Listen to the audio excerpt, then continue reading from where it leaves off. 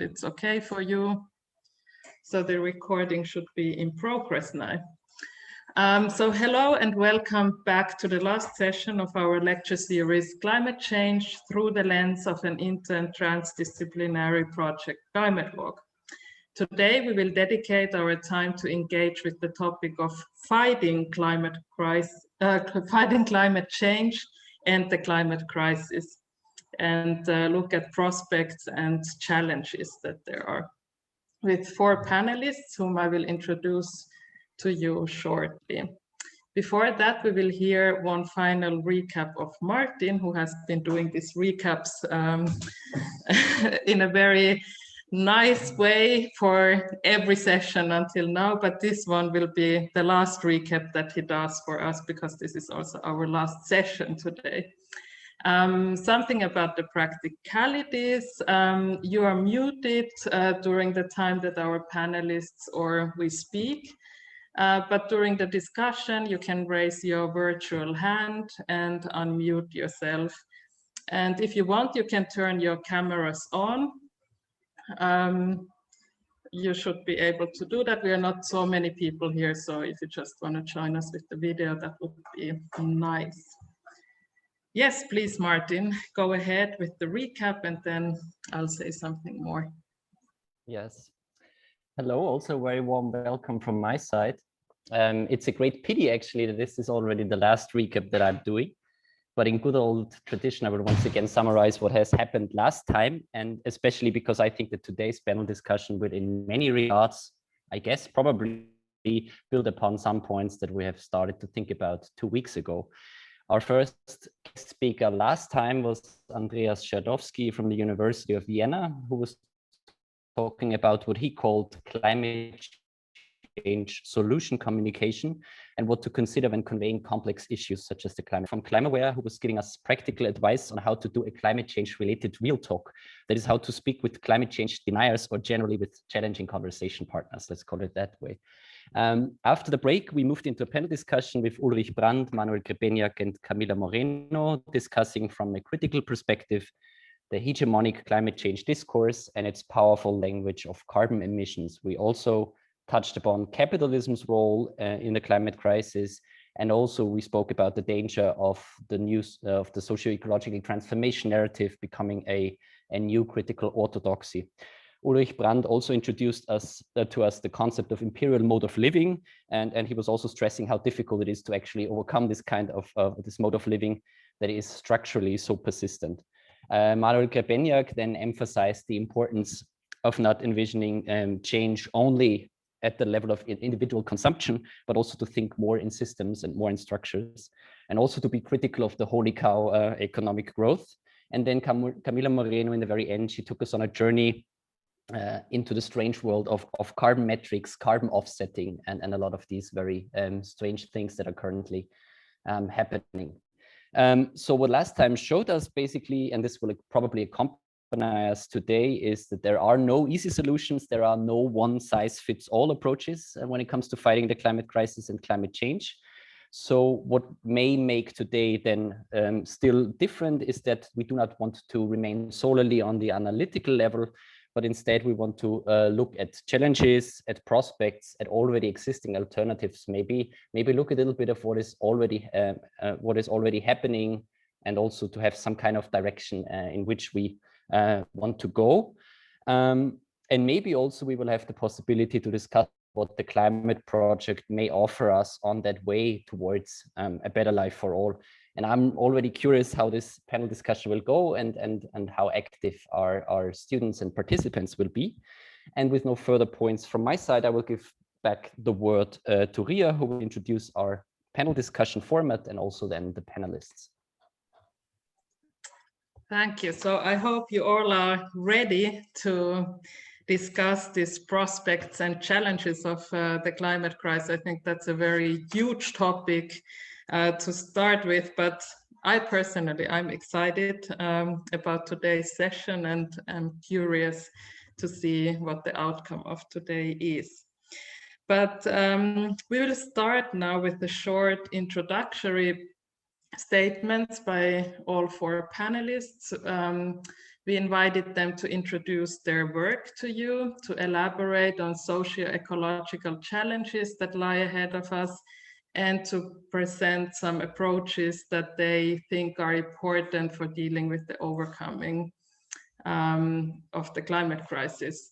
I know these are not easy questions, I have to admit, but as an introductory statement, it would be nice just to learn more about your work and how it connects with the climate change. After these introductory statements, we will go into an open discussion among the panelists and the audience. So whenever you have a question or a comment, you can write it in the chat box and Martin or I will read it out loud, or you can raise the virtual hand and then we'll tell you when it's your turn to speak. But finally, it's now the time where I can introduce 4 wonderful panelists and discussants. And they are Jan Kool's, Melanie Pisler, Anka Shafratzig, and Gonçalo Vieira. So welcome today. They are those guys who have the cameras on. So Dr. Jan Kool's is a research manager at the Institute of Environment and Sustainable Development at the University of Antwerp in Belgium.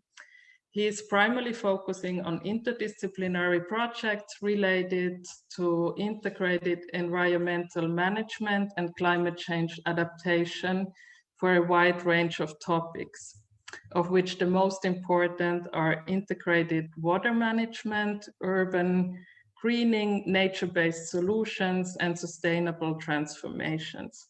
His projects typically integrate natural engineering sciences with governance and social economic sciences. So welcome. And next we have Dr. Melanie Pisler.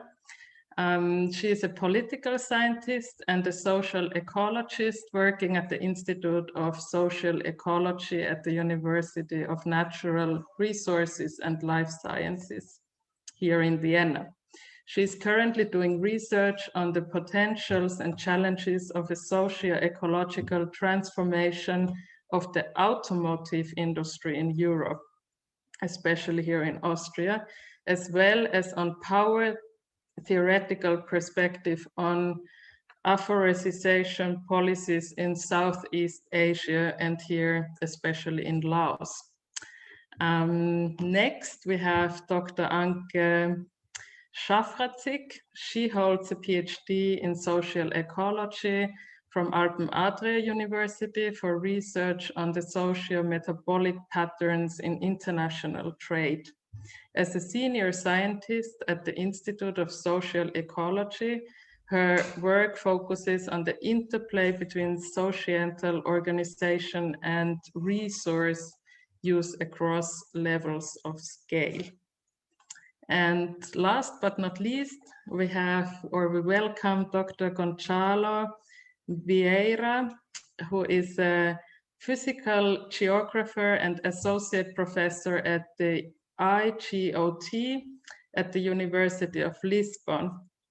He is also the director of the University Lisbon College on Polar and Extreme Environments, coordinator of the Portuguese Polar Program, and scientific coordinator of the Estrela UNESCO Global Geo-Park in Portugal. In his research, he's dealing with changing polar and mountain regions, working on issues such as thawing permafrost and climate change related changes in the cryosphere. Thank you very much for all of you for being here today. And let's start with the short introductory statements in the alphabetical order. So if it's okay for you, then Jan, you would start, and then Melanie, Anke, and Gonçalo. Yeah, well, thank you. Thank you a lot for the introduction. Well, I can start. Well, Well, my scope on climate is related to climate adaptation. Actually, like the majority of the work on climate, I would say, is more on energy and CO2 related and mitigation. Of course, extremely important, but my talk will be more on the adaptation part. Because we see already the droughts are increasing, floods are increasing, like coastal erosion, glacier melt, and so. And solutions actually are more readily available for adaptation than for, well, yeah, they are readily available. There's investments in nature-based solutions, investment in technology, digitally, like smart water, better irrigation, less water use, and more water efficiency, and so on. But a lot, what the issue is, to my view, is that often the investments go a bit slow, or the decisions are not always made in the smartest way. But we see actually that a lot of changes are already happening. Of course, in Europe with the Green Deal, a lot of changes happened. They had like a new adaptation strategy. We want Europe to be climate resilient by 2050. A lot of cities and municipalities, they agreed to sign the Covenant of Mayors, so they do then an energy and adaptation plan. So also like in the new the recovery fund, the resilience and recovery fund now for the COVID. It's obliged to have at least 33% of your investment, of your recovery investment in sustainable technology. So a lot of things are happening basically, and generally a lot of money is available, but then the issues or the challenges I see are a bit more interdisciplinary or more related to transformational change. And transformational change is also something that is an important concept for the energy discussions on climate, but I'll explain it here for adaptation. Transformational change. So if you implement like some small investments, like you build the park here, you plant some trees there, there's like some additional flood risk basin here. So often it is a bit too small and scattered, let's say, the investments. So even though the legislation, the regulations are there, the funding is there, it often goes slow, or the scale is too small, or it is, yeah, it is a bit too slow to achieve the target by 2050. So what is needed, and where I'm also working on, is how to get now to the transformation. Because you need to convince cities, you need to convince smaller municipalities, you need to convince mayors that may or likely don't have any background or knowledge of climate change. There is like a lot of citizens that have like land that is largely impermeable because they have like a driveway that is impermeable, and they're like in the garden, the house itself, and so. So there's a lot of convincing that needs to be done. So in a way, the convincing. Well, I'm now involved in a project that tries to develop methods for cities to invest in climate adaptation, especially smaller cities, because the big cities, they have like bigger budget, bigger capacity, and so on. But for smaller cities, often they have like a difficulty in understanding the benefits. So they need to have an investment dossier. And here and there are people, of course, that are not motivated to make the change, but then it comes to a decision-making body, and then it is like, okay, but we have to choose now which investment we do, and then those investments that have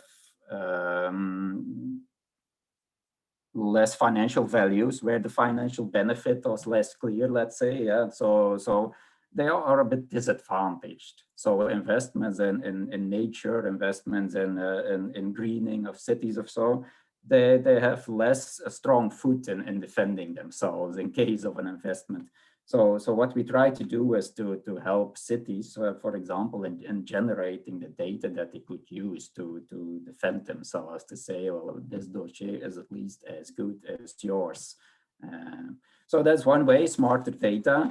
Another idea that links a bit to that is also getting the private sector to be involved in the financing. They could, of course, just give subsidies or so, but another aspect is also like if a particular area is well managed, if there's less pollution or less drought or so, you could, for example, pay them for the damage you avoided. If there's less damage, of course, you need to spend less on the restoration or recovery or so. So if you've done some work preventative to prevent damage, you could spend a bit of that money, which is less than to invest, let's say. And then, well, probably almost out of my time. But also, one last thing is systemic is, of course, something like a word that is common in transformations. So that means a lot, of course, but also like cooperation between authorities, where you get also private companies to be involved in investing in sustainable development, basically. Well, I leave it to that. Yeah, I finished my time. Thank you so much. And there is plenty of time then to talk more about everything a little bit later on. But now we will move to Melanie. Yes, thank you very much for the introduction, Ria. You already said I'm a political scientist by training and working now in a quite interdisciplinary team at the Institute of Social Ecology mostly on societal, and mainly political and economic challenges of transformation towards a more climate-friendly society. So Jan already mentioned the term transformative or transformation. For me, the term already indicates that in my research, I draw on the argument that to adequately deal with the climate crisis, there are structural and radical changes necessary. And these change, so my research is not so much about what individuals do and can do about the climate crisis, although this is obviously important, but it's more about systemic change. So how political institutions, production or provisioning systems, infrastructure, work or political regulations have to change in order to drive a more systemic transformation towards climate friendly living. And as Ria already said, in the last few years, I was working, for example, on the challenges and prospects of the transformation of the automotive industry, which is obviously, or I think, a good example for the challenges lying ahead, because this is, I think it's important to focus on.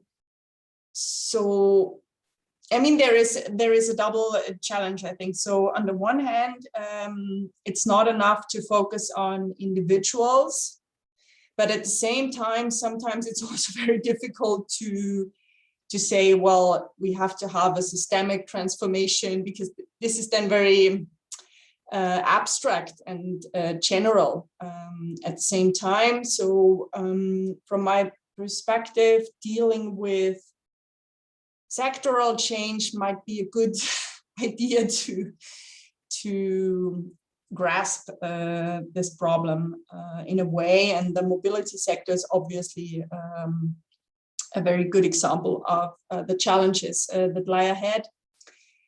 And I would like to mention in this introductory input two challenges that emerged from this research in recent years, so that I find important. One challenge, I think, is that there is a very dominant focus in climate policy on innovation and technical solutions. So in the mobility sector, for example, like I'll give you some examples. So there are policies and discourses for introducing more efficient cars, of introducing electric cars, try to make public transport more attractive and the like. But at the same time, and I think this is important, this doesn't really mean that there is a reduction in the not so sustainable forms of mobility. So what we see is there is an introduction of more climate-friendly mobility as kind of an add-on and not really as a substitute to fossil-fueled and resource-intensive mobility.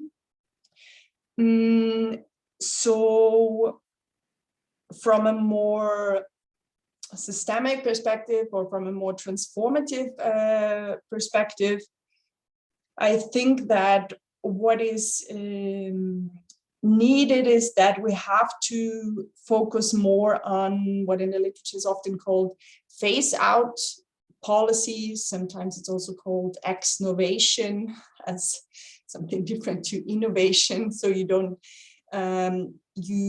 only have to introduce new things, but you have to make sure that old things go. And because this doesn't happen automatically. So this can obviously mean many things. So this can mean, on the one hand, like ban specific technologies, like to stay with the in the mobility sector, ban combustion engine cars, or ban certain kind of flights or these kind of things. But it would also mean to have a kind of a plan to phase out and transform whole industrial sectors, like fossil energy production, for example, like the automotive industry. And this, I mean, where this already started a little bit is the coal sector, for example, where there are phase out plans in Germany, for example, and where there is also now quite some legislation at the EU level. But this is something that that would be important, I think. And the second challenge I would like to mention briefly, and that is actually connected to this, is to focus more on a combination of climate policy and labor market policy, especially when we talk about phase-out policies, because obviously there are people affected by these transformative changes. And the question is somehow, what do we do with people that currently work in unsustainable industries, not because they like to work in unsustainable industries, but that's just what they do for their living. And how, so what do we do to raise legitimacy and consent for a structural transformation? Because, I mean, this is not something that it's quite likely that there will be resistance due to fear of losing jobs in the course of the transformation. So I think there are quite a lot of examples or solutions, proposals of how to combine climate policy with labor market policies, so that you are able to better decouple maybe income and need satisfaction from jobs, from these jobs in unsustainable industries. So there might be retraining programs. There are interesting proposals for job guarantee, for example, so that help people in the transition phase, so that they won't need to worry about losing their job. Obviously, there are calls for universal basic income, but also, and I think this is actually something that is very interesting, calls for universal basic services that I think are an interesting way of kind of transforming the welfare state and kind of reducing people's dependency on income, and they have kind of free access to basic services like mobility, like healthcare, like education, like communication technology, or whatever. Okay, so I think sorry if I was too long, I'll leave it there. Thank you so much for that introduction, and we'll move on to Anke now. Yes, hi everyone. So as Ria already said in her introduction of what I do, I focus a lot on resource flows, and I'm going to try to make a contribution to the discussion today stemming from that perspective. And I want to propose that basically from a material perspective, we've built the climate crisis, and that what we need to ask ourselves now is whether we can also unbuild it. And this touches upon, of course, or is closely related to some of the issues that Melanie has already mentioned, but it's a little bit of a different spin on it. So in my research, I look at the relationships between resource stocks and flows that are required for society's reproduction. That's something that we refer to as society's metabolism. So the relationships between those and societal organization. And from this perspective, I think that to react to the climate crisis requires systemic change of the nature that has already been alluded to, but also requires systemic change in resource stocks and flows and in societal organization, and that has to go hand in hand clearly. And from a material perspective, it's really interesting to look at that out of all of the resources that we extract, we're increasingly using those resources to build up so-called stocks. So when I talk about stocks, about resource stocks, then those are the things that we kind of, we make out of the resources that we extract, and they stick around for a while. So it's buildings, it's infrastructures, it's but it's also machinery, it's durable consumer goods. So things that we don't, not like food that we kind of buy and consume right away and turn into waste, or not like fossil fuels, but like the things that are materially there, right? And it's really interesting to see that in the early 1900s, so beginning of the 20th century, about a quarter of all, 25% of all of the material resources that were extracted globally, they went into stocks. So the vast majority of resources in the earlier 20th century were kind of through flow resources, right? A little bit of energy sources that were burned, but mainly biomass that was eaten and consumed. And today, over half, so 60% approximately of all of the resources we extract go into stocks. So they're somehow there for a longer period of time. And that's especially relevant because the stocks that are there are then very, very closely related to the further resources we need.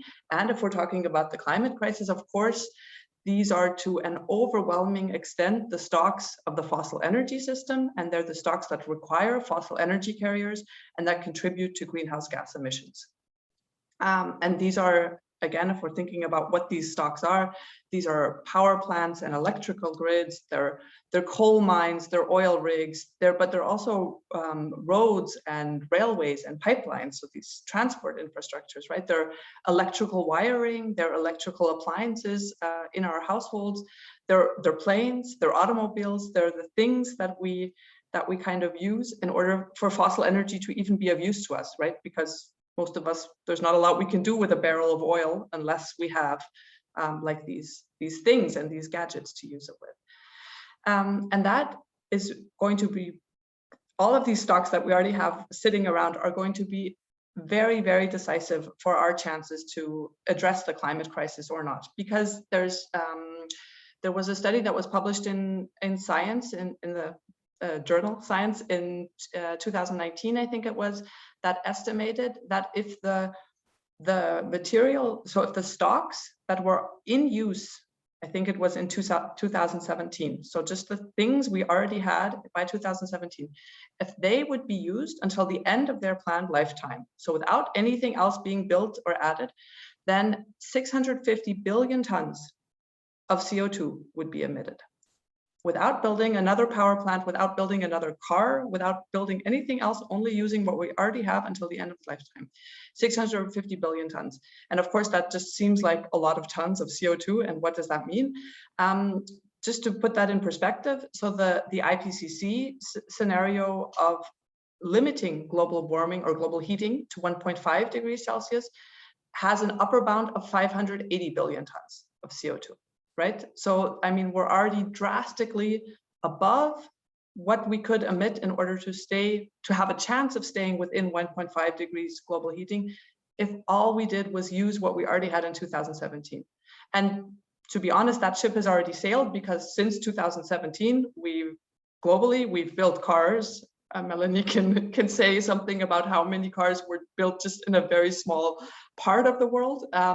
We've built power plants, we've built roads. So that's basically not looking very good from that perspective. And then it also, if we think about this, then it also becomes clear that even though our focus might be very strongly on developing a renewable energy system and on renewable energy carriers, that right now globally, we're still in the midst of a transition to a fossil energy system. So every year we're using more fossil energy carriers in order to support societal energy, let's say, needs or demands, right? And this is an energy system that is really centered on or built on material stocks that are characterized by massive lock-in effects, by longevity. So it's not something that's here today and gone tomorrow, right? But also politically speaking, that are characterized by massive protection from competition, for example, right? That have all kinds of support incentives, even though we kind of have this impression that everyone is pushing towards renewable energies. But if we look at the let's say, at the extent of support for each of the systems, then the differences become very clear. And so renewable energy, of course, yes, it's developing, but it's still within pockets and also within the financial and the political pockets of the fossil energy system. And then if we're also looking at that IPCC report and the 1.5 degrees global heating scenarios, there was an estimate that about $2.4 trillion US are required to build a 1.5 degree energy system by 2035, right? And it's the kind of, that message by the IPCC was taken to mean, well, that means that we just can't afford it. It would cost us $2.5 trillion. It means we can't afford to stay within 1.5 degrees global heating. But then the interesting question is that really, I mean, of course, it's a lot of money, but let's see where we have these kinds of flows, right? And then it turns out that in the 4 years between from 2016 to 2018 alone, 33 banks, so not even all the banks in the world, just the top 33, invested that same amount of money in the fossil energy system. So the entire amount of money that, according to the IPCC, we might need to build a climate-friendly energy system was invested in just a few years in the fossil energy system. Doing two things. First of all, making it seem as though that money weren't available, right? Because these banks could have invested elsewhere. Of course they could have. And kind of propagating and cementing further the fossil energy system at the same time. And also, I mean, if we're not looking at just the top 33 banks, but if we're looking at total investments overall, then it takes about 1 year. Then we have $2 trillion at least invested each and every year into the fossil energy system. And then these investments, of course, they're on the one hand, they're financial investments, and on the other hand, they're also material investments, right? Because as I said in the beginning of my input, this also means that material stocks of a fossil energy system are being built up. So each and every one of these investments triggers some kind of built up of stocks, and something that we will have to unbuild if we want the kind of transformation that could address the climate crisis. And if we think about this, then it becomes very clear that the question, of course, is not can we afford to change, but the question is really, can we afford not to change? And of course, the answer is no. We see it all around us already that the answer is no. And I want to kind of, to the perspectives that were already proposed by the previous two speakers, with Jan saying that there's this question of who do we need to convince, and then of course also whom do we need to convince it of, and then Melanie kind of arguing for trying to find a way to create consent for these kinds of transformations that we need. I want to add, like, the third perspective, that it's really also a question of resistance right now to further building up this fossil energy system, and from a materials perspective, but also I would say from a political perspective, all of the protests and the counterclaims against infrastructure development. So against the expansion of airports at a time of climate crisis, against the building of massive dams, of coal mines, but even like in cities, against building individualized transport infrastructures instead of public transport infrastructures, right? So all of those conflicts, I would say, become central to our ability to address the climate crisis. And it's not only about resistance, it's of course also about counterclaims. So everything that's kind of like in favor of sharing economies, of shared spaces, of shared infrastructures, also has a great importance from this material, but also from a political perspective.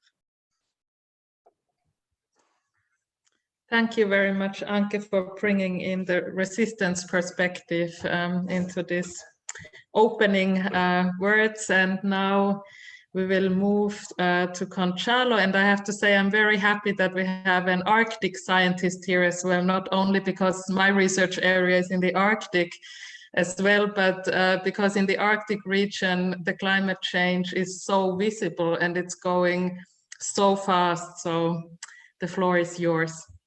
Okay, thank you very much. Good afternoon, everybody. Thanks a lot for inviting me to this lecture.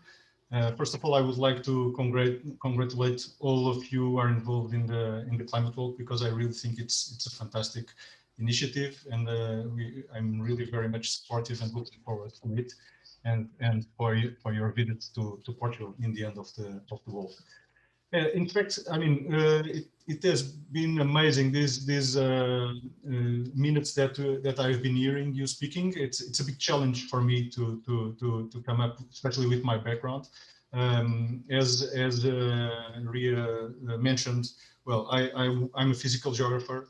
I work essentially on observations and understanding climate change, but not so much on addressing the impacts and or especially on how to solve the impacts and the main challenges that are in front of us. Well, of course, I have my own thoughts, but my research is not into this. But I will try to bring up some of my experience, which is very much based on what I follow up here and there. And I will also try to bring in a bit in what concerns to my field experience, and also in what concerns to climate change or to climate science. So I'm working, in fact, in both polar regions. I started working in the Portuguese mountains. Well, when I finished my bachelor's and master's degree. And then I had the opportunity to work in Antarctica, and this was about 20 years ago, or more than 20 years ago. And I didn't want to say no. And of course, this was a dream come true be able to work in an area which was quite exotic, and which was always on my mind for a long time to have the chance to work there. So I grabbed this opportunity and started to do to kind of bridge the research that I was doing on the dynamics of mountain environments in Portugal, essentially related to past cold environments, to Antarctica, and to look at permafrost and how permafrost is changing in the Antarctic Peninsula. And so since 2000, approximately since 2000, I'm working in the Antarctic Peninsula. I go there almost every year. If not me, someone from my team goes there. And we maintain a network of permafrost observatories in the area. Since about 12 years ago or 11 years ago, I also started working in the Arctic. In Svalbard, then more recently I've started to work since 6 or 7 years ago in Canada, northern Quebec, and since 3 years ago we have projects going on also in the Yukon and Northwest Territories coasts. And in fact, there are very significant differences in what concerns to what we do in Antarctica and what we learn from Antarctica and what we see happening in the Arctic.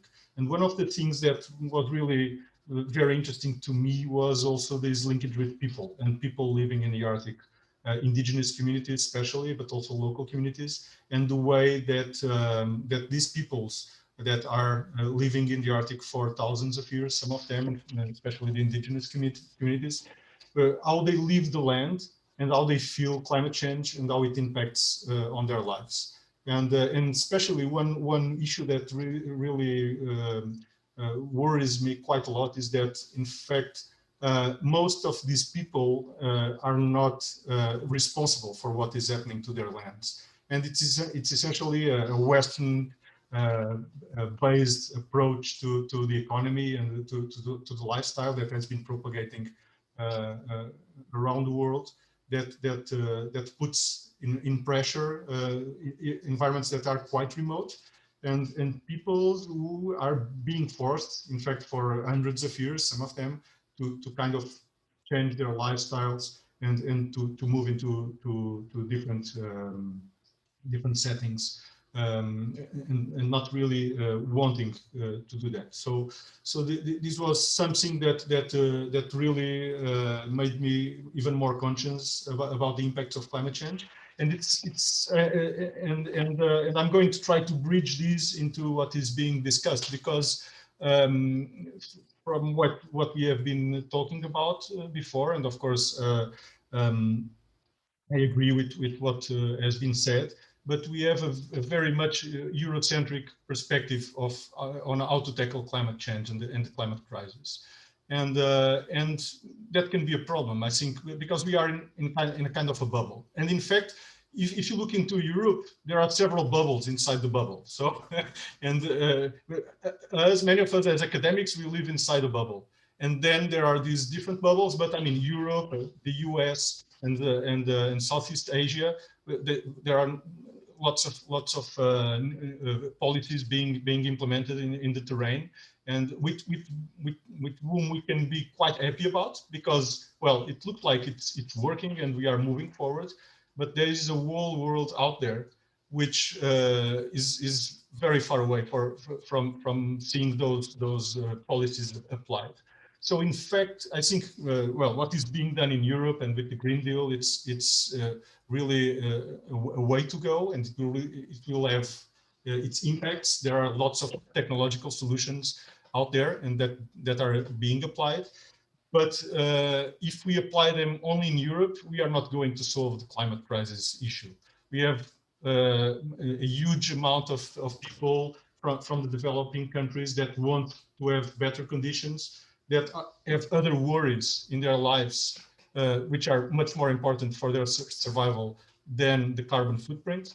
And I think this is really very important. So if we only focus in how can we address the climate crisis in the European context or the North American context, or let's say the more developed countries context, then we are not going to make it, because we need really to address it more globally. So this is one of my main concerns, is that we need to find a solution that can be applied to to those countries, which of course many of them have a very significant carbon footprint, but others don't have yet, but will have for sure in the near future if there is not really a very significant change in what concerns to the needed transformations. I also think that solving the climate crisis is not going to solve our problems, especially environmental problems, and it cannot be. The climate crisis cannot be solved only by addressing carbon issues, and there are very significant issues that are very worrying for me.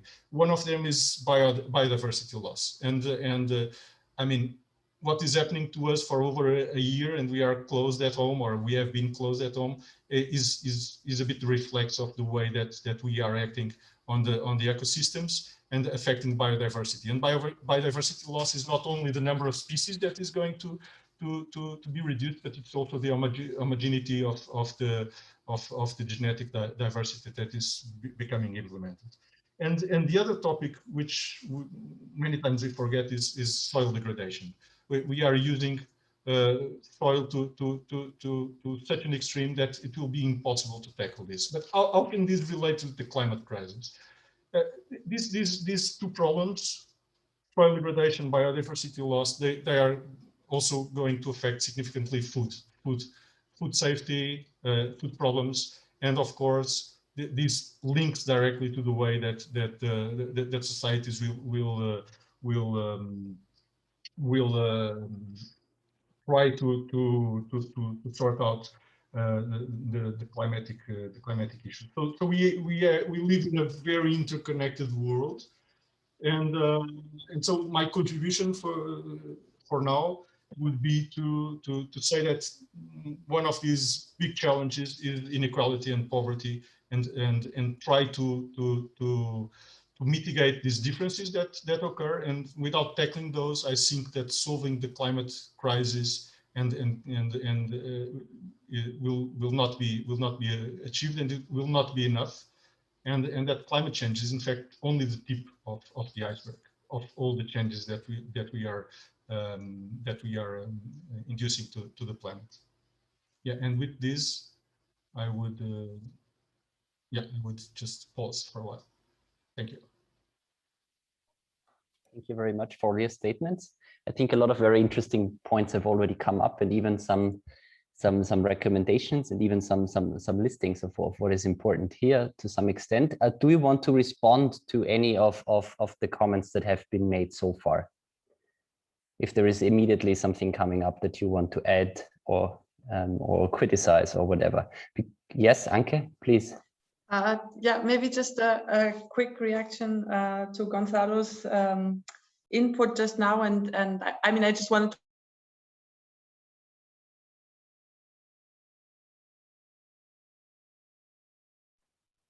I think we have lost Anke somehow.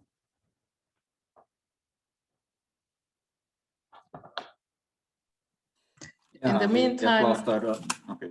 Oh, sorry. In the meantime, I just wanted to remind all the students as well that the chat is open. If you have any thoughts or comments to this, you can type it in there. Sorry, now back again to Jan and Martin, and let's hope that we get Anke back. Yeah, well, I can fill up the time while Anke is reappearing.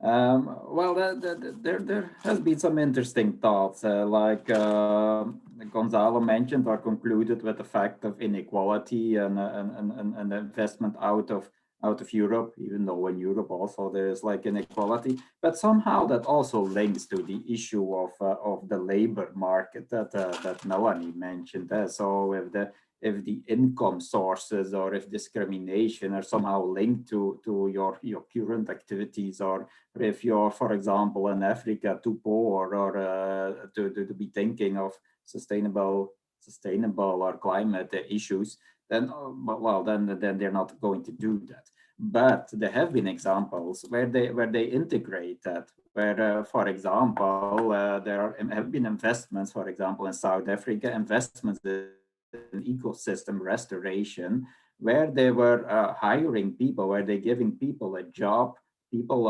unemployed or long time unemployed people, where they hire those people, they give them a job and serve the purpose of restoring the ecosystem. So in a way, that is like an example where you know, inequality, poverty, and the environment, yeah, and linked to climate come together. Well, yeah, maybe I'll come in on other topics later. Okay, I just see that Anke has to restart her computer. Yeah, she will be back again soon. Yeah. Okay. Can maybe I can, I would like to respond to this inequality thing, actually. And maybe this will come up from the students anyway as well, I don't know, but I just very briefly, I mean, I think I totally agree that it's a very, that there is a problem with a Western approach of dealing with the climate crisis.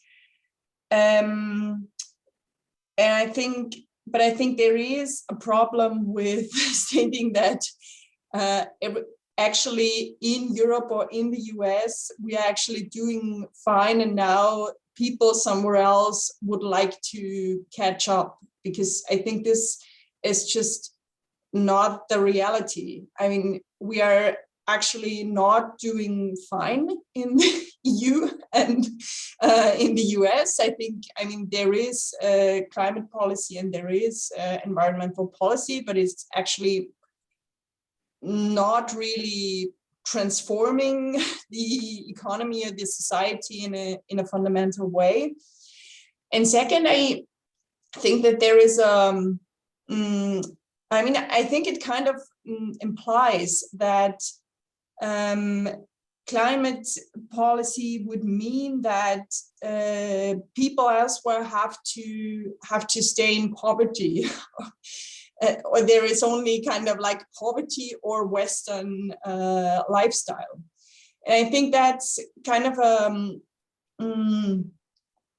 an aspect that we could discuss. I mean, very often we hear that actually the problem is people want to have cars, people want to have TV, people want to eat schnitzel and meat every day.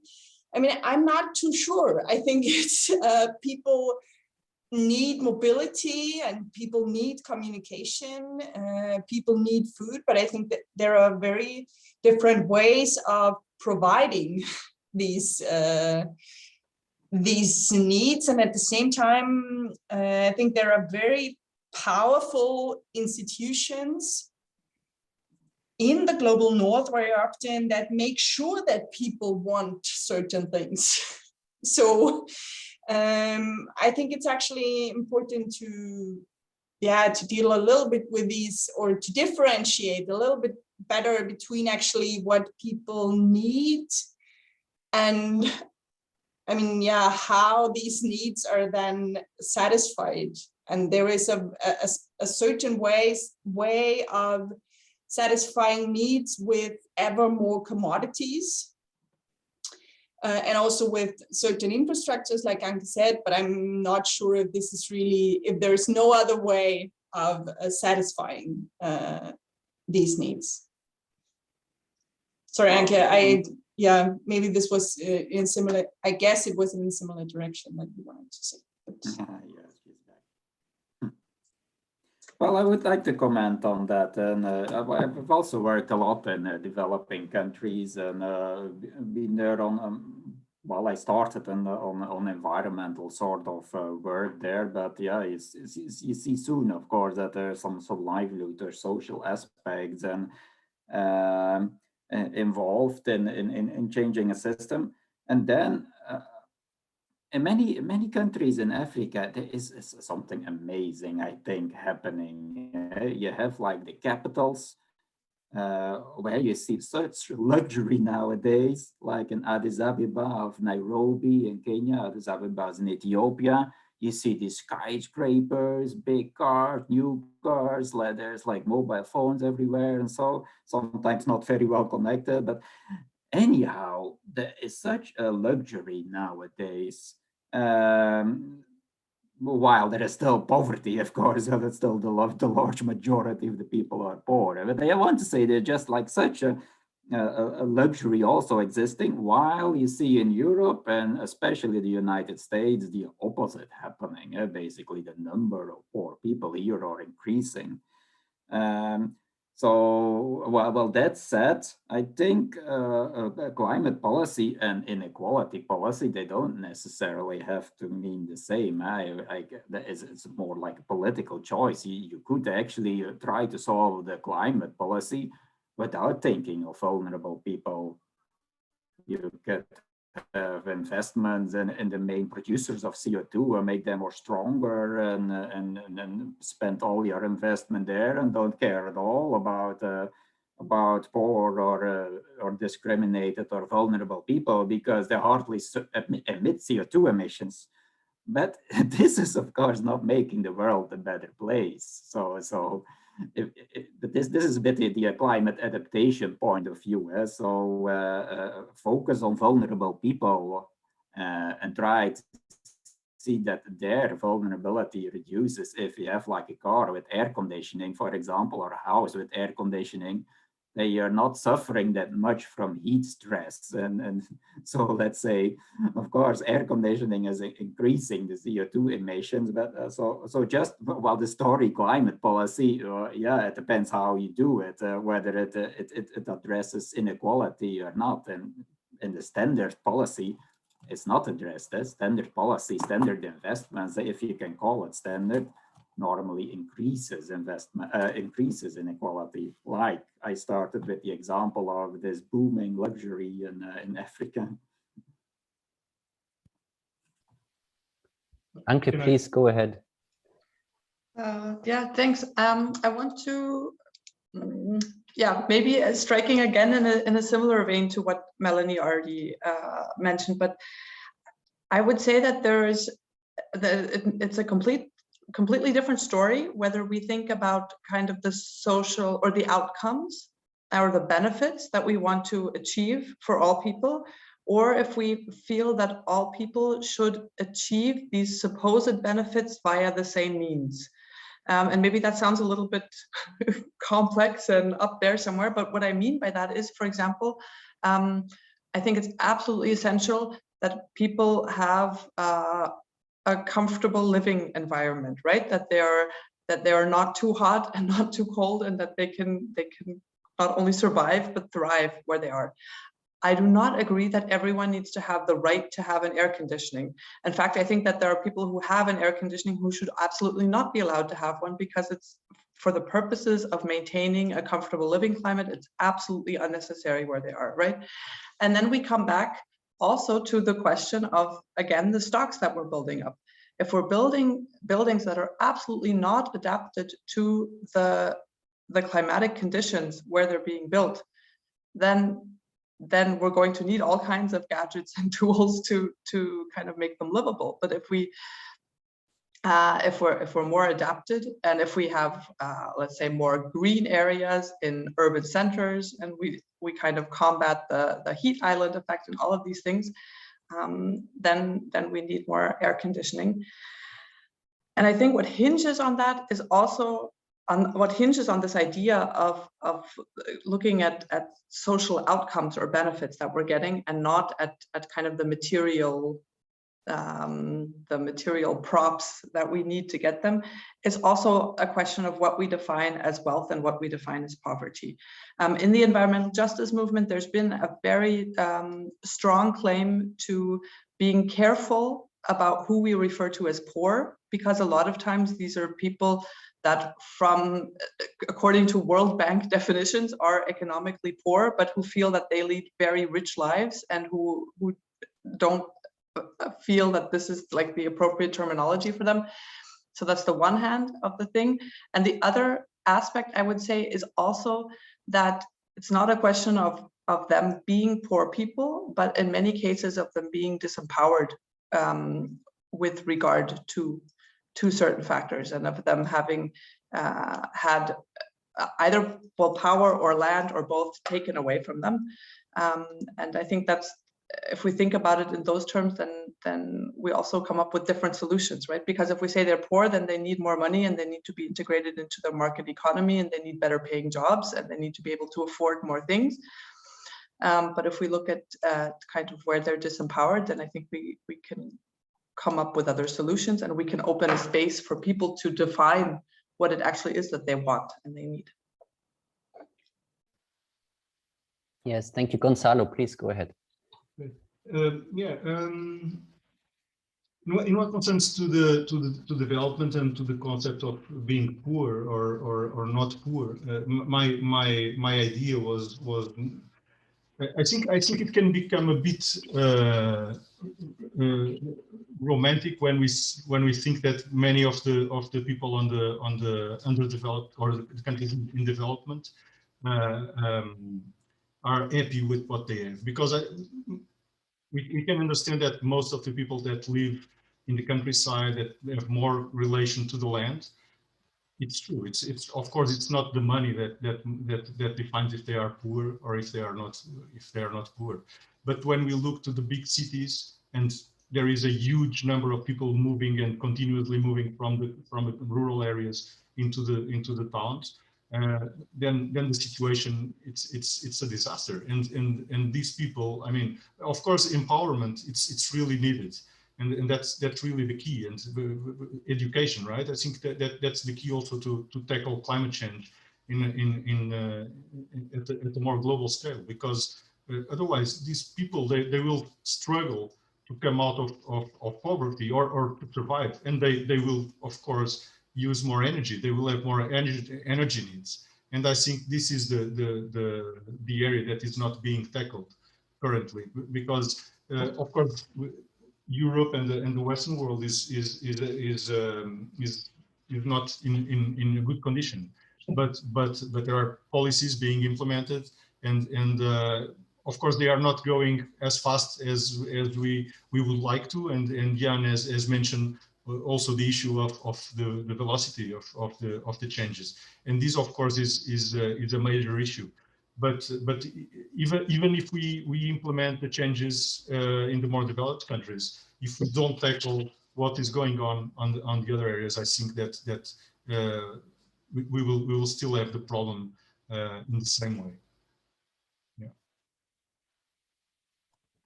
Okay. Yes. Thank you. I think there is a question also in the chat that is very related to that in some sense, and I will just read it out loud. It's a question from Rafael. I would have a question regarding the needs we just talked about for a few. I read an article in which the most topic was stop talking about depriving when it comes to climate crisis. The question is how to share another story of sustainability in order to convince that it is not only a deprivation. I would be glad if one of you would have some ideas to share about this dilemma. Anke, do you want to respond to that?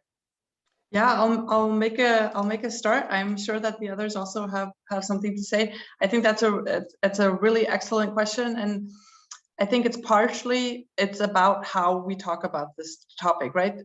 Because a lot of the times it seems like the communication is that, you know, everything is going really well, everything is going A+ spectacular. The only thing is that unfortunately we need to use less resources. So we have to find a way to keep doing exactly what we're doing, but with less resources. But then if we look around, I mean, if we look at our own lives and we look at the world, we really have to question that narrative, right? Because it's not like everything is super great. We have inequality, we have economic poverty, we have deprivation, I completely agree with Gonçalo that it's not like people aren't really poor, they're actually very happy and they have other kinds of riches. So I didn't want to make that suggestion at all. We have racism, sexism, ableism. We have people who have jobs but are facing burnout. We have people who want to work and don't have jobs. We have people who don't know what their place in society is. We have people who feel a loss of social cohesion. I could go on and on and on, right? And so, of course, the question of the message is, why do we keep talking about it as if the resources were the only problem? I mean, we could totally reframe the discussion and could say, hey, you know, our societies are on a pretty shitty path. We could do much better. And while we're doing much better, we could also use less resources. Yeah, I absolutely agree. And I think it's definitely a question of reframing the conversation. But of course, it's also a question of figuring out what are those things that we actually need to be doing better, yeah, and what are the things that are actually going wrong socially. And this is, of course, something that a lot of the time we don't want to look at politically. I mean, in the wealthy European countries, as Gonçalo has already pointed out, politicians don't want to look at inequality and poverty and all of that within the urban centers of like these supposedly most developed areas of the world. But that's exactly what we have to look at. And we're starting to look at how our wealth is hinged on poverty and extractivism and all of that elsewhere. But I think we're really, to use that term again, only at the tip of the iceberg where that's concerned. Thank you very much. Does any one of you want to respond or add to that? Okay, Rafael said thank you. If you look into the chat. Well, yes, I Jan. at a bit. It's a bit of an indeed.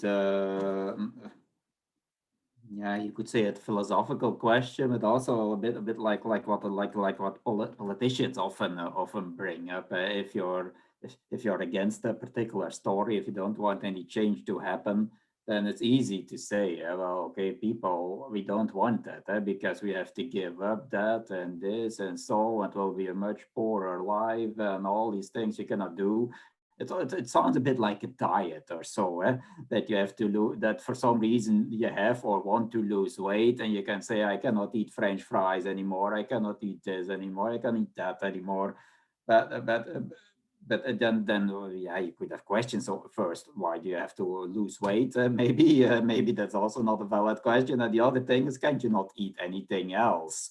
Or can you just not eat the same and do sports or something? It's maybe a sort of silly analogy that you think, but it's also a bit like coming down to out of the box thinking. If you pose the one against the other, then it looks like you only have a choice for the one or the other. And if you're in favor of the one, then you have to be against the other.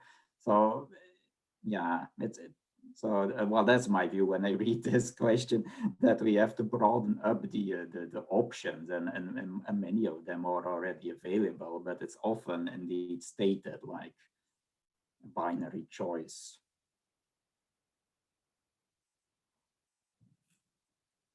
Yes, thank you. Maybe, does any one of you maybe want to come up with an example or something like that of how to frame the problem in a sense that it's not like, that's not allowed, that's not allowed, that's not what should one do, but how to maybe a little experiment how to reframe the problem in a positive way, like not in a positive, but in a way full of pleasure, something like that. When it comes to, for example, like how can we rebuild or unbuild material stocks against such a reframing of the problem, for example? Yes, Anke, please. I mean, maybe just to bring her work in here, because I think she could be important to this discussion. There's a US-American economist, Julia Shore. I don't know if she's been mentioned in this lecture series yet. I'll put her name in the chat. And her research is about something that's called the work and spend cycle for US America. And what she looks at and what she's described is that basically working more and spending more, they go hand in hand, and they work together to make Americans, which are the focus of her research, to make them unhappier and unhealthier. So she's looking at people working more, then having more money to spend, having to spend that money more quickly because they now have less free time, but they want to kind of have some benefits from all of the work that they've been doing. And then increasingly using internet shopping, for example, or just kind of fast ways to spend the money in the framework of mass consumption, and that basically having to work more in order to sustain that lifestyle. And now we could say, okay, that's like a middle class, upper middle class problem, and it's maybe not the problem of the majority of the population. But of course, what that does is it completely changes what is considered as normal, both in terms of the working hours that I have to have in order to be a good, hardworking American, and also in terms of the things that I need to own in order to be a happy American. And what she suggests is basically to find ways to for those who are not working 3 jobs just to make ends meet, but kind of for these middle classes, to have a look at where I can work less and spend less, but have more time, and have more time to spend it with family, and to think of leisure time and quality of life less in terms of consumption and more in terms of just having time to spend. And then, of course, I mean, if we follow her research, we run into all kinds of problems, right? Where there is the issue of economic poverty. There's also the issue of access, for example, to public spaces. Basically, what if everything that I can do in my free time has a price tag? Then, of course, we run into problems there. And what if I can only afford a tiny apartment, and I would love to spend time with my family, but I have nowhere where I can meet with everyone? So then from there, we can start looking at what's keeping us from spending time in a good way. And I think, just to put a first example out there, I think that kind of this trade-off of things against time, I think that's an interesting thing to look at. Thank you. Melanie, please. I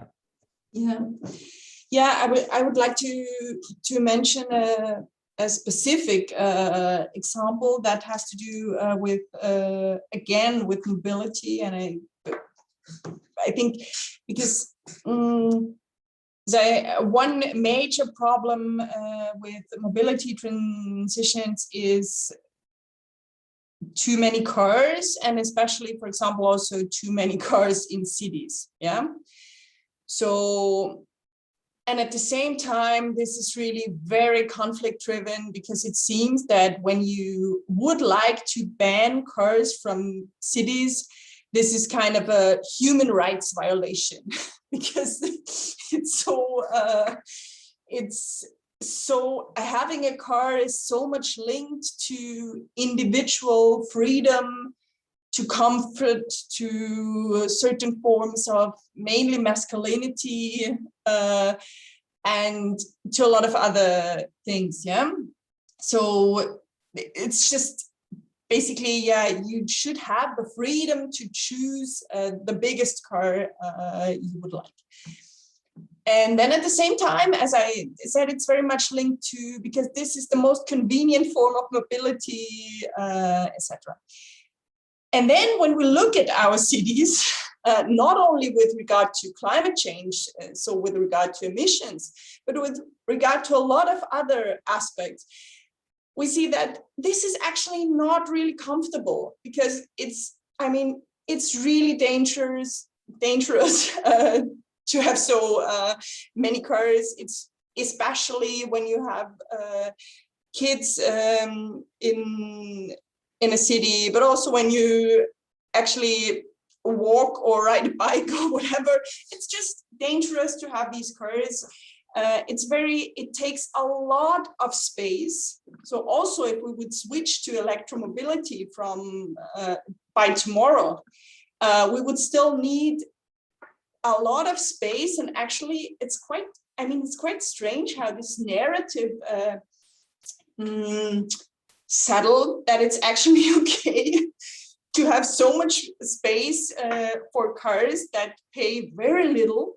Actually, if you compare this to other forms, and why it wouldn't be, why is there no narrative that says, well, we need this space for other things. We need this space for parks and playgrounds, and we need it for just being in public space. And I think this and this is also an example for what I mentioned before about actually it's not necessarily that people need things, but that there are very powerful institutions that or powerful social groups that say, well, this is my need, and this also has to be everyone else's need.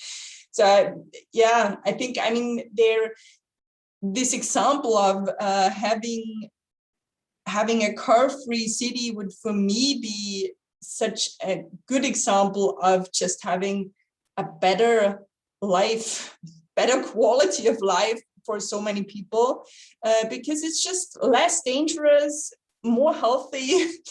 It's, yeah, and there is much more space for other things. Thank you very much for this example. I just came to the office by bike and was almost killed twice, so I know what you're talking about. Gonçalo, please go ahead. Yeah, this is really a very good point. The question of mobility and on how this change from fossil fuels into electric vehicles is being implemented. But in fact, well, the thing is the problem is not having a car running on gasoline or diesel, right? It's moving around with it. So you can have it, but if you don't move too much, then the problem is not that big. And the fact of using it every day in the cities, that's a major issue. But I would like maybe also to bring also an example from what is happening currently in Portugal. I don't know if you are aware of, but Portugal is currently one of the largest lithium reserves in the ground in Europe, and there is really a big run to lithium, and of course lithium mining has serious environmental implications, and especially because it's done mostly as open pit mining also, and there is problems related to water pollution. And in fact, there is a strong governmental push in order to try to foster lithium mining, also associated to the European Green Deal and all this funding that comes up into these clean energies, between brackets, right? But in fact, the people, they don't want to have the mine in their backyard, of course, and there are several movements around Portugal that against the mining. And there are large companies that are trying to implement the mine. So in fact, this change into lithium is also a big problem, because people don't want to have the mines in their backyard, but they don't worry if the mines are somewhere else, right? And yeah, I just wanted to bring also this local problem, but which also relates to implications of changing and keeping the cars, having the car. In fact, I think we should not replace the cars from fossil fuel cars to electric cars, but rather reduce our use of cars and our consumption of cars. So this is, I think Melanie has a good point there in what concerns to cities. And yeah, and there are several solutions for that. Yes, thank you very much. I see the time is running, and I just want to throw into the round two questions. Like maybe you've already mentioned resistance and some movements. You know, you've mentioned the movements against mining in Portugal. We heard the keyword resistance at another point, and maybe you can come up with some movements, with some groups that, in your view, represent very much what has to be done right now, or something, or present some examples of groups and or resisting groups that are, in your view, very well suited to also inspire the climate walk project. You mean me, myself? No, like everyone? whoever wants to respond, just okay. feel free to do so. Yeah. Maybe I can start. So, well, in Portugal, you have there is a local organization, national organization, which is they have a very solid scientific basis, which is called Zero, and they promote environmental friendly solutions, and they are quite strong in what concerns also to lobbying in what concerns to new implementation of new policies. And I think this could be also a good organization to link with the climate law. There is another idea that I was thinking a bit about it, as you know, but maybe the students don't know so well. The UNESCO has now this global Geo-Parks initiative or program, and the idea behind this global Geo-Parks is to promote sustainable development through the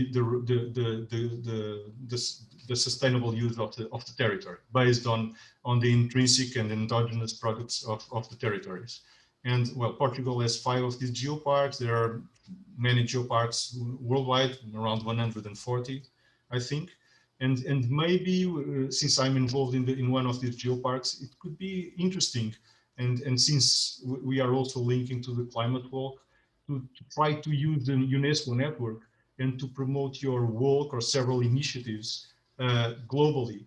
At of course more temporarily limited times, but it could be nice or interesting, and I think the Geopark could be interested in trying to promote it within the global Geoparks network. There is also the European Geoparks network, and this could be something that would increase the impact of the climate walk and of these initiatives.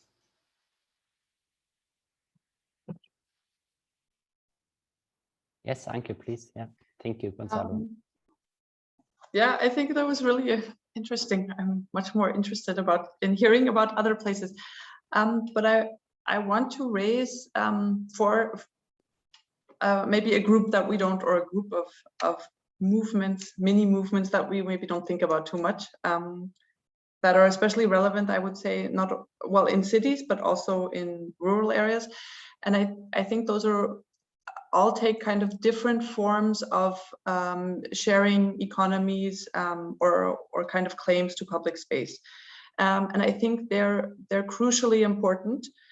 They're oftentimes very small, but I think we have to think of them as posing the question whether within this greater system, and especially within a capitalist economy, whether it's possible to take certain areas of production and consumption and take them out of the capitalist logic, right? So either to reclaim them to a certain extent, or to protect them, to keep them public if they are already public. And that can have to do with education, with all forms of care work, for example, but also has to do with sharing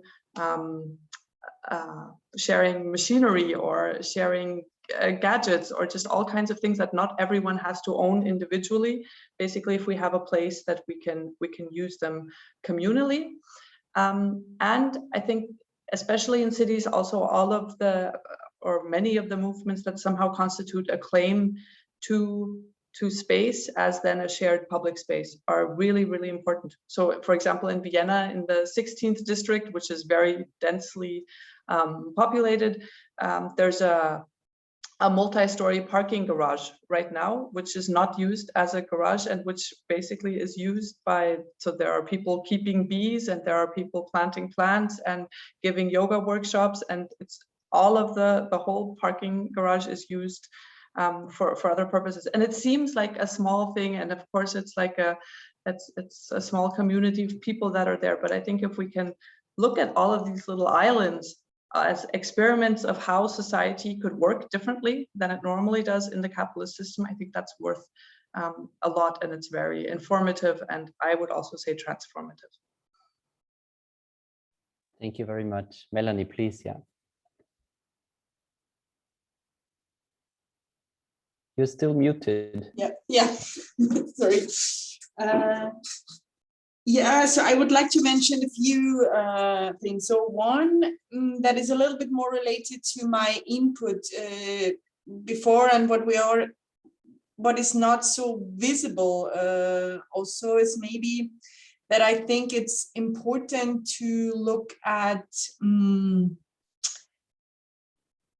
people in trade unions or in the labor movement that think about that kind of are able to envision a more transformative ideas. So these people are not a lot, and it's very difficult because traditionally the labor movement is very productivist, and it's difficult also from what I learned from my research, but there are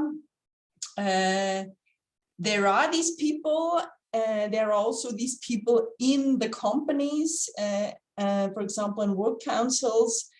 And I think this is interesting. So to link the alliance, or to build alliances between the environmental movement and the labor movement that is usually very much in opposition to each other. So very often it's kind of, well, the labor movement is against environmental regulations, and on the other hand, the environmental movement does not care about labor rights.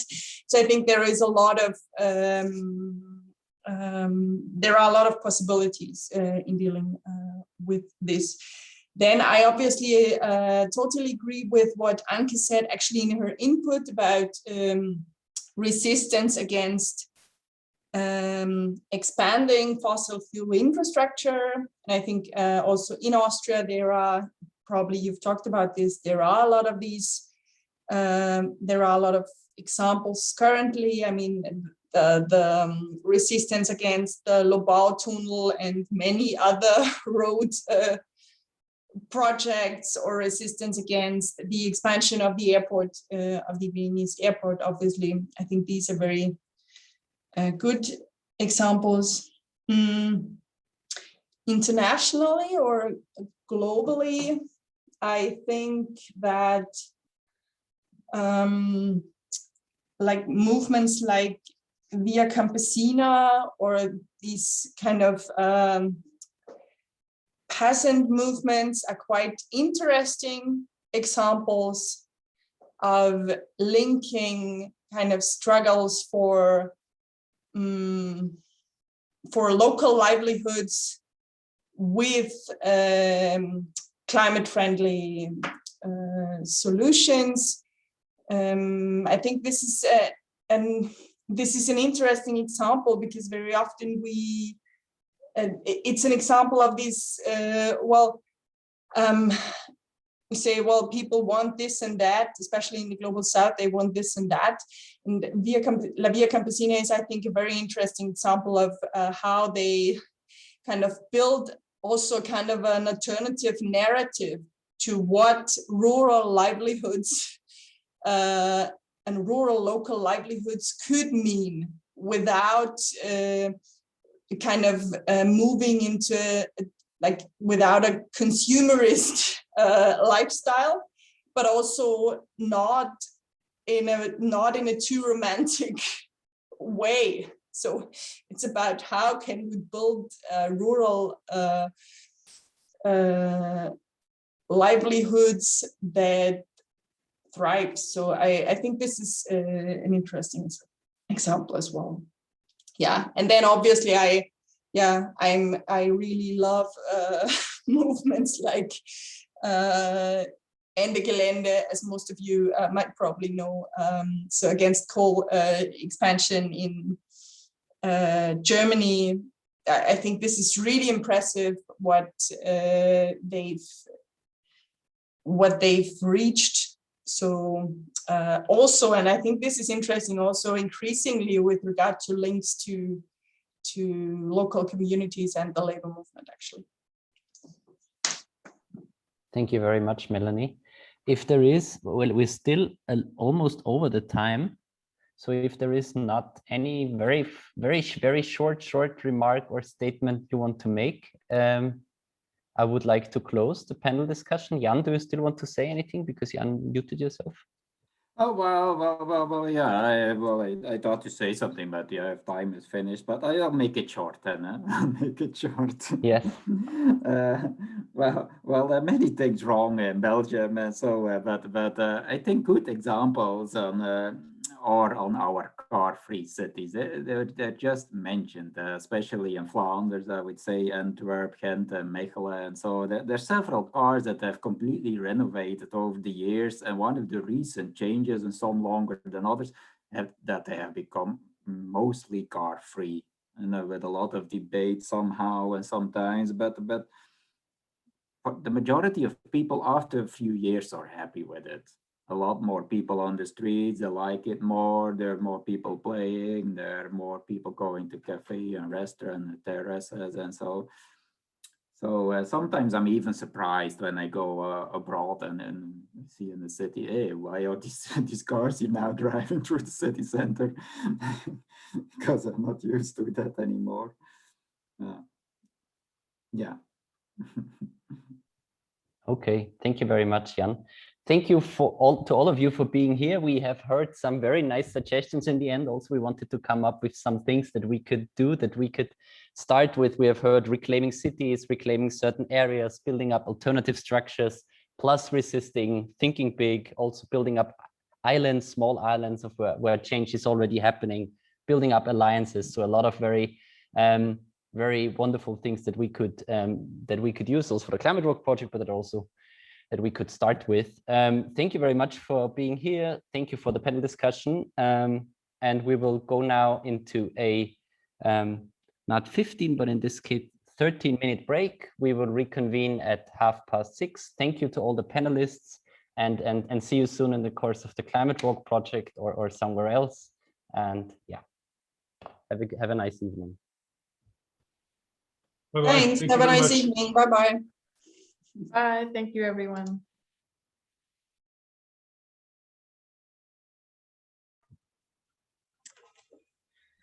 Hello, everyone again.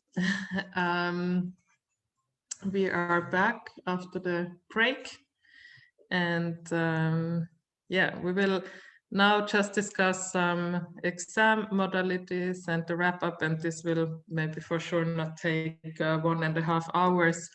So if you stay here for a little while, then you can all enjoy your evening a little bit earlier than usual on these Thursdays. But Martin. Yes, as I've said in the beginning, unfortunately, it's also today was actually, or it has been already our last session with invited guest speakers at least. That said, it's not the very last class because we have one more session on June 17, and where it will be all about very specifically about the Climate Walk project, what is currently going on in the team, how you can get involved, how to be part of the Austria walk that is happening this summer. So we have planned to have a Q&A session with the wanderers, also have a short project presentation, and to be there on June 17th for all your questions regarding the Climate Walk project. So that is what's coming up. Now the content related part of this lecture series actually comes to an end now. I want to do a short wrap up as similar to as I have done it at the beginning, to remind us a little bit of our common journey throughout this whole semester. You know this slide maybe from the very first session. So this is what we did basically throughout this semester. We had the different project dimensions. We walk, we listen, we talk, we create, we connect. And on basis of these project dimensions, we then had different guest lectures, we had panel discussions, different things. We started actually, if you remember that, with a very inspiring keynote by Thomas Höland-Eriksen that was maybe for the ones of you not coming from social anthropology, a little dense, but that nevertheless showed us that a lot of interesting things are happening when it comes to research in the Anthropocene or research work through an Anthropocene perspective. We then had our first panel discussion on this very day with different speakers. And also what I found very interesting personally is that we had a very interesting dynamic actually between the rather careful and, you know, the rather careful scientists, and on the other hand, the more pressure-making climate activists that was also part of this panel discussion. This was interesting to observe, at least for me. In our second class, we have philosophized a little bit more about the merits and potentials of walking, not only as a research method, but as Ivan Folletti, one of our guest speakers, also told us, walking as a transcultural phenomenon. Here we also had Tim Ingold. In my view, it was quite impressive to observe him while reasoning and thinking about walking. In the third class, we came across issues such as peatland restoration, forest transition in the Czech Carpathians, environmental migration. So we dealt a little bit more with different climate change related research projects. In the fourth session under the header, we talk, in this case, we looked a little bit at the nexus of climate change, education, and global citizenship. And it was particularly wonderful. Also, what I really liked was to have non-academic speakers there from WWF, from the national parks, who joined us and who shared their perspectives with us. In the fifth session, we came across the interesting relationship between visuals, arts, and climate change. We became acquainted with the power of images. If you remember the polar bear as the icon of climate change, that we also critically discussed this kind of perspective. And then last week, and this is what I've already mentioned in the beginning, we complicated things a little bit more when adding the power dimension to the picture of climate change when talking about the imperial mode of living and things like that. Also, what we managed today, hopefully, is to not end with a completely desperate picture of everything being messed up, but also to have some suggestions to start with and to not leave you out completely desperate. Beyond the speakers' differences in political positions, I would say over this semester, what all lectures somehow had in common was that they were given under the premise that something needs to be done right now, something needs to happen. Climate change threatens human and also more than human beings to an unprecedented extent. This was more or less the bottom line. And as you have seen, a lot of research is going on, a lot of knowledge is available to us. We have a lot of knowledge also of what to do, or at least of what to not do, if one could say that. And now it's very much about getting things going. And getting things going is very much the motto also of the Climate Walk project in a sense. That's one of our messages. And this brings us back then to the goal of this whole lecture series. And this is namely to bring people together, that is one thing, but then also to reach beyond the confines of academia. The title of our lecture series was, as you know, climate change through the lens of an inter- and transdisciplinary project. And we from the Climate Walk project team, and as course instructors, we think that it's high time also to move a little bit beyond academia and to be ready to get involved. We also think that when it comes to walking, it's really important to use all our senses for grasping climate change on the research side, but also for fighting the climate crisis. That's also one thing. And in this sense, somehow, this is already then, when it comes to the content, more or less a conclusion. It was a great pleasure for us to have you all here, to have all these lectures, to deal with climate change and the climate crisis. In case you want to know more about the project and how to get involved, then please be there on June 17. That is 3 weeks, no 2 weeks, no 3 weeks from now, basically, again, a Thursday. So we will use the first slot for all project related questions. And until then, stay safe and keep on walking. That is the thing to do. And now we will go, and Ria will tell you a little bit more about the exam modalities for all those of you who are interested in getting credits for this whole thing and for successfully completing the course. Yes, so basically I will be pretty much repeating what we already said in the very first session about these final assessments, but it's now a little bit more detailed. So I'll start with the clarification of the final assessment. As you can see, it's a take-home exam in an essay format. And for completing this course and getting your 3 ECTS, you have to submit a 7-page paper, roughly, at one of the 4 exam dates.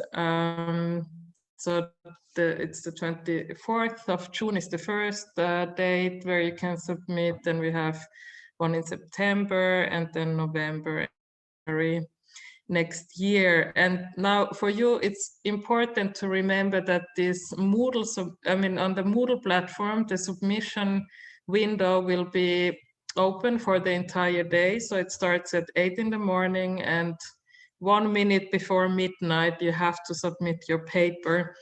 Otherwise, you just unfortunately have to wait for the next date. So we will not accept then emails with your papers 2 days later or 1 day later. Then you just wait until the next time slot comes and sign up. And then please be aware of the fact that you still need to register on USpace for your exam date. So it's the same system as you would do an exam. You have to go there, you have to register, and then you will be able to upload it. And if you then for some reason decide to not, that you will, oh my, I don't know, that you think that, oh, I can't finish it for any kind of reason, you can still unregister a day earlier. So this is, if I now calculate it right, 24 hours before, no, even less, or anyway, until the 23rd of 6th, shortly before midnight, you can deregister if you don't plan to have something in. Otherwise, we are obliged to give you a grade. So please remember that. And the final assignment paper has to include a title page and a bibliography for us to see which sources you have used. And it has to be written in either Times New Roman or Arial.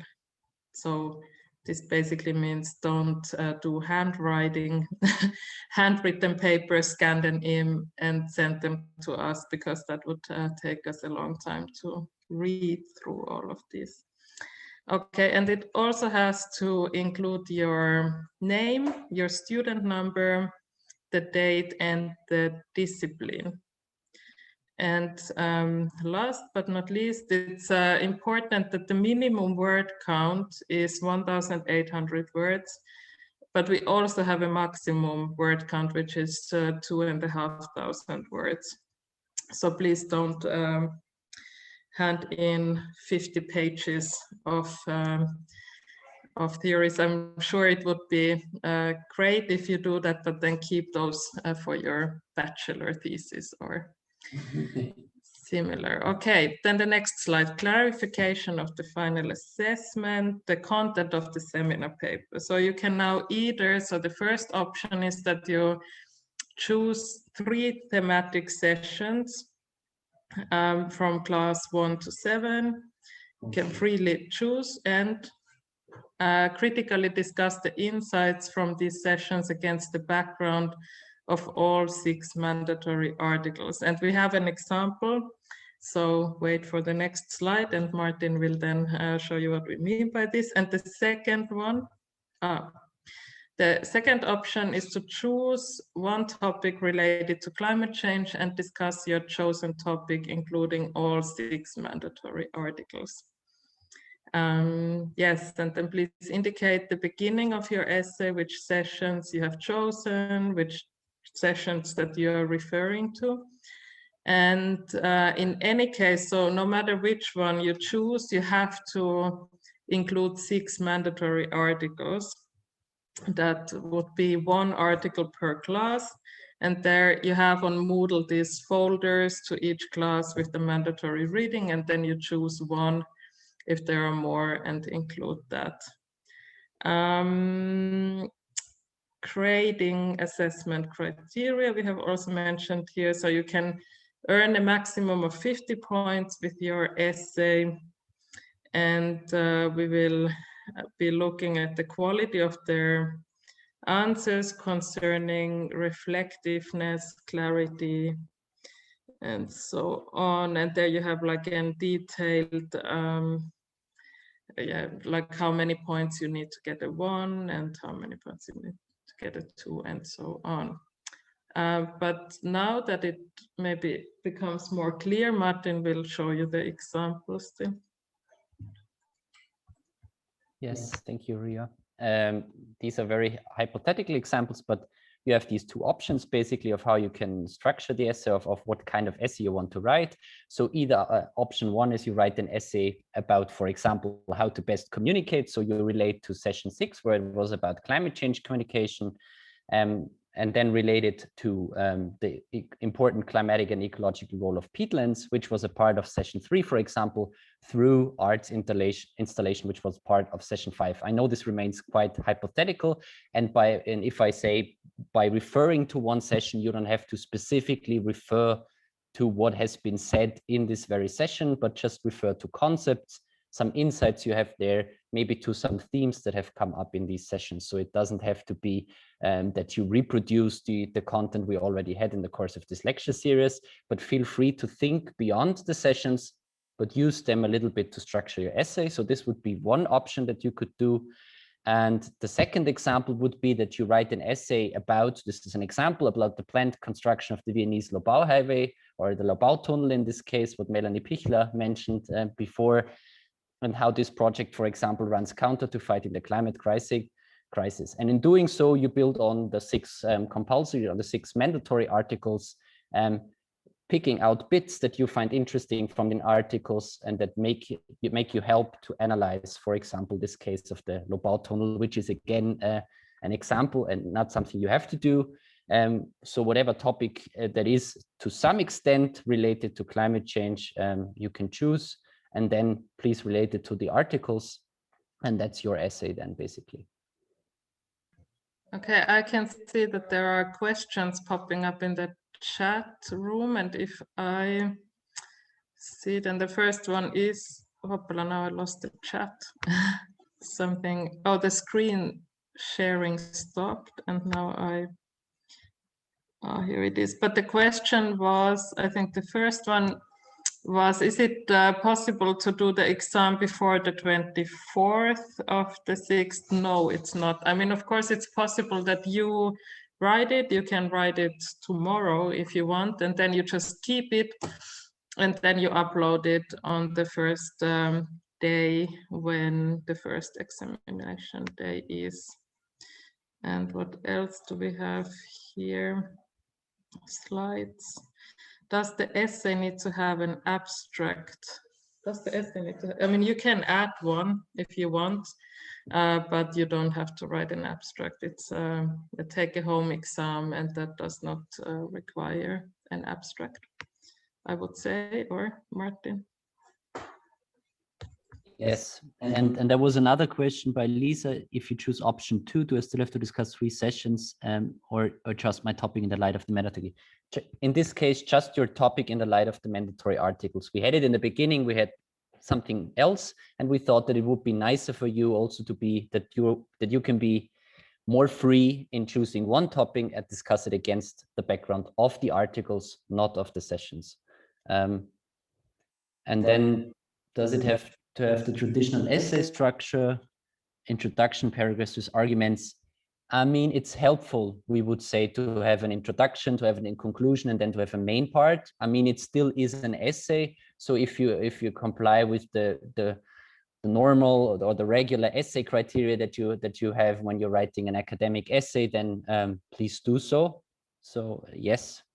But it's definitely helpful if you have paragraphs, if you write 7 pages or even 5 for us to read. And I think there was also a question, do we have to write in English? Martin and I, we both speak pretty well German as well. So I think that you can write it in German. Or yeah. So by the way, I'm talking with Martin because he sits here in the same room with me and can hear me. So I would say German and English are okay. Other languages might, I mean, depending on the language, you can always ask, but let's agree German and English. Is that okay, hopefully, with you? And any more questions? Please say something if we, oh, now something came in. No. Yes. Oh, yes.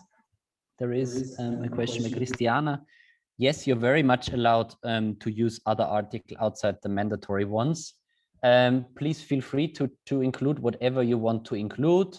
I mean, we have the minimum and the maximum word count. So in case you include a lot of other mandatory articles, this would probably then also mean that it's becoming a really big thing, and this should not be the case. So really stick to the page number. but of course you can integrate other articles, and you're very invited to do so. Also, you don't have to stick in detail again to the mandatory articles. It's just for us that we see, okay, you have read the articles, you are able to critically discuss, you're able to take pieces out of that and use it for your own argumentation. But I want to add to that you still have to use the mandatory articles. So you cannot replace the mandatory articles with some other articles. So you can add to those, but the mandatory ones you have to use. Does the language have to be very scientific? Can we also talk about our own experiences in the essay? I would say, I mean, this is a university course, and if you you have to make the references right, you have to use scientific literature, but of course you can, if you can connect it to your own experiences, that's totally fine, and I look forward to read that. But it would not be sufficient enough to just write about your own experiences in projects and so on. So you have to be able to make the connection to scientific or to the mandatory literature. And then to the question, can the ECTS be used for master curriculum? That is not upon us to decide. You would have to write an email to Kerstin Pöltz, I would say. If you study anthropology, sorry, so your own, how are they called? The Studienleitung. Studienprogrammleitung.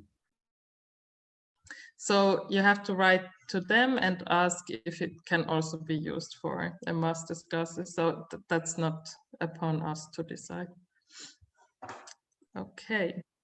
Yes. Anything else, or have we overseen something, or was something not? There is another question. Oh. Yes, if you're registered via USpace, you're only registered for this lecture series, and additionally to that, you also have to register for the exam. I know it sucks a little bit to do that additionally, but you also have to register for the exam date so that we are able then, after having read your essay, to grade you and to put and give you a note. So you have to additionally register for the exam. If you're not registered for the lecture series, then it's just enough to register at least for the exam. And regarding the question from Marie, yes, the language has to be scientific, but then if you, for example, if you want to write something about walking and you have small reflection pieces, you may integrate them.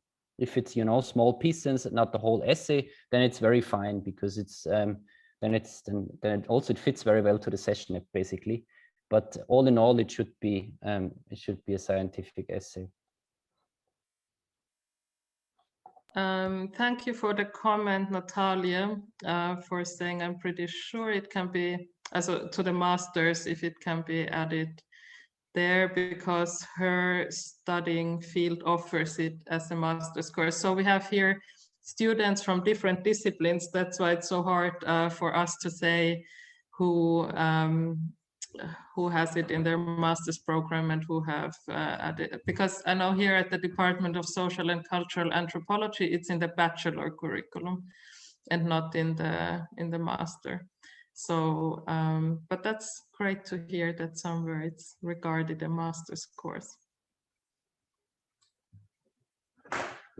Okay, there is a specific question to Natalia from Johanna, but if there is nothing else, I mean, this is now your last chance to ask these formality questions, but if there is nothing else, then we would pretty much end for today. It feels so short because we have been having these long sessions always together, the 3-hour ones. So now it's like over an hour earlier. Okay, there is still discussion going on. Publicistic. Okay, so there you can count it in the masters. Hmm? There's a question by Fiorella. Oh, Fiorella, I have a question to option 1. Yes, please go ahead and ask. You can also unmute your microphone if you want, or type it. Okay, then I'm gonna unmute myself. I have a question because on the slides, the example you showed, the 3 sessions were connected. Like, I think it was something like if you want to communicate about peatlands in an art constellation, do I have to do the same, or can I look at 3 sessions not connected? Yes, yes, you can look at 3 distinct sessions and not connect them, but ideally you make up some connections and it has, you know, a guiding frame. But if you manage to focus on this point and on that point, on a third point, that's also fine if you do it under a good frame. Okay, thank you.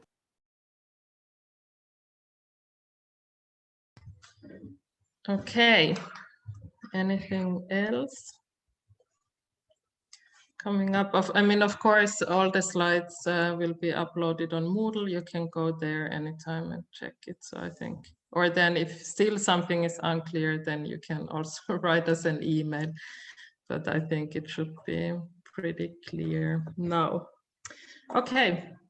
So from my side, I also want to thank you for having been with us on this journey, for taking the time to listen and to learn and to actively engage in the discussions. Tune on in June, as Martin already said, and you can know what the Climate Walk project is doing, how you can take part, maybe even in the walk if you have time. And yeah, and good luck with your essays. We look forward in reading them. Have a nice evening and bye.